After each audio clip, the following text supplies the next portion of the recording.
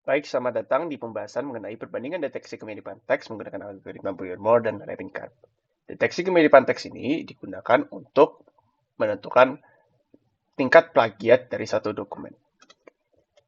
Jadi, apa itu plagiarisme? Plagiarisme itu merupakan tindakan seseorang untuk mengambil sebagian ataupun keseluruhan suatu karya yang dibuat oleh orang lain tanpa izin dari orang yang bersangkutan.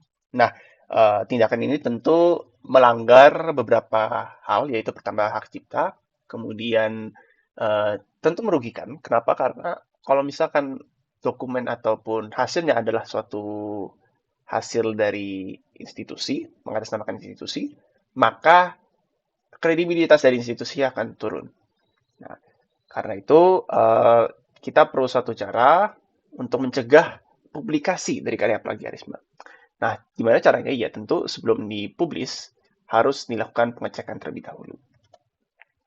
Saat ini sudah tersedia banyak sekali aplikasi pendeteksi kemiripan teks. Ada banyak alat yang ada di internet gitu. Salah satunya adalah Turnitin yang dapat memberikan tingkat kemiripan dan letak kemiripannya serta sumber kemiripannya. Jadi kalau kita lihat di sini, ini ada kemiripan pada yang warna ungu ini. Di sini tulisannya adalah pada dokumen yang ketiga, student paper. Ya, jadi kemudian diperhatikan gitu, manakah kemiripannya di mana saja.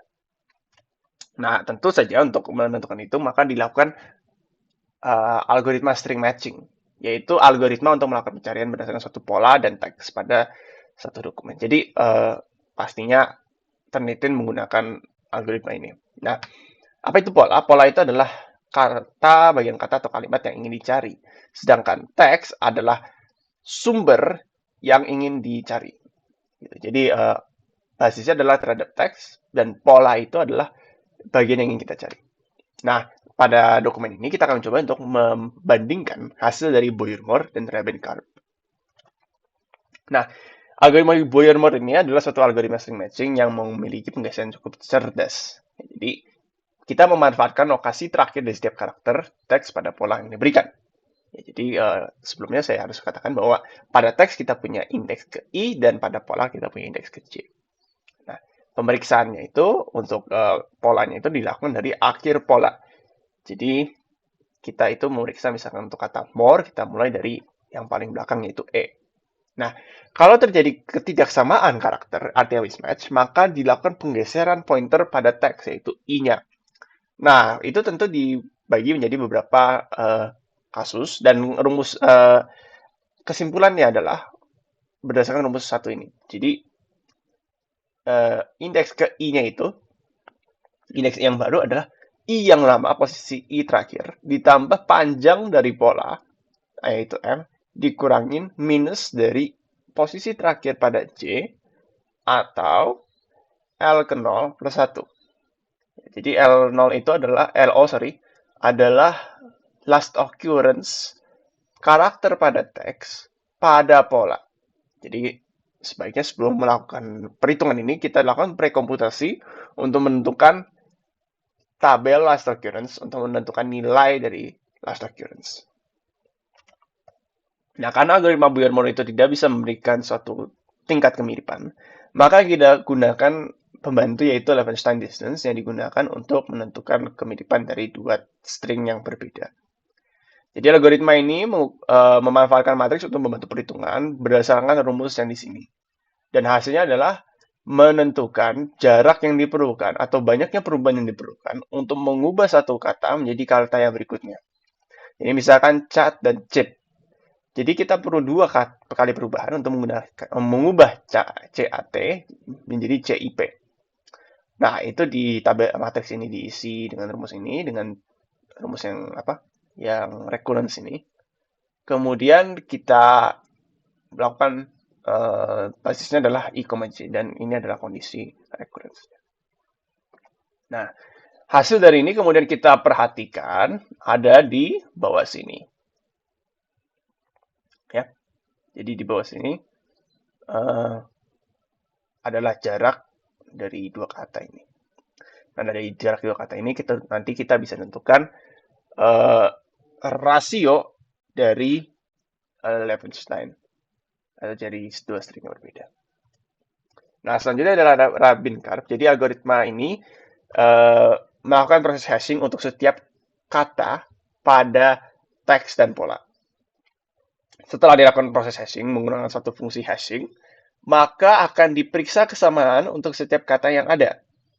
Nah, dengan demikian kita dapat menentukan kemiripannya menggunakan perhitungan sebagai berikut, yaitu persentase kemiripan adalah jumlah similar hash atau jumlah hashing yang sama dibagi panjang pada jumlah kata yang di hash pada pola dan jumlah kata yang di hash pada teks dikali 100%.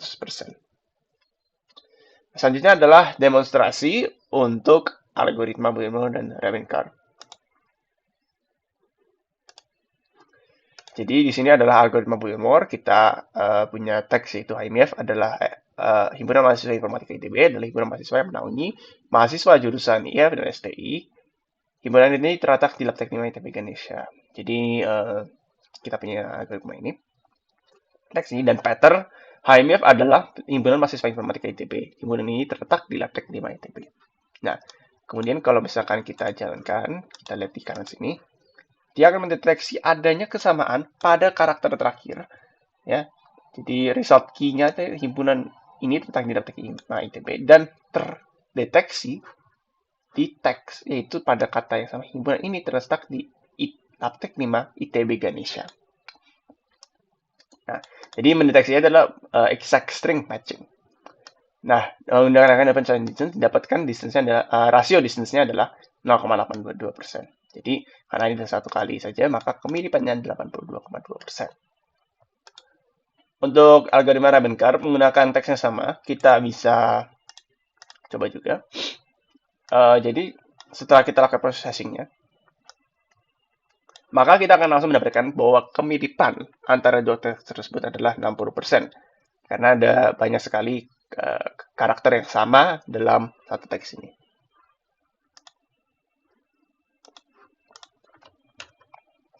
Nah, dengan demikian maka kita bakal dapat melihat bahwa algoritma Bohr bersama dengan Levenshtein, jadi algoritma Bohr harus dibarengkan dengan Levenshtein, serta algoritma Ravencroft dapat digunakan untuk melakukan pendeteksian kemiripan teks. Nah, tetapi karena algoritma Bohr itu lebih tepat untuk digunakan untuk exact string matching, maka lebih cocok untuk digunakan ketika ingin menentukan posisi kemiripan yang terdeteksi karena sifatnya yang exact matching. Ini misalkan kita gunakan untuk pencarian di riwayat pencarian gitu. Nah, kemudian kita juga dapat menggunakannya sebagai Ravencroft ini untuk mencari banyak pola. Dan algoritma Levenshtein juga dapat digunakan sebagai pembantu kemiripan teks yang didasarkan pada jarak yang dibutuhkan untuk membuat teks menjadi sama. Demikian penjelasan. Terima kasih.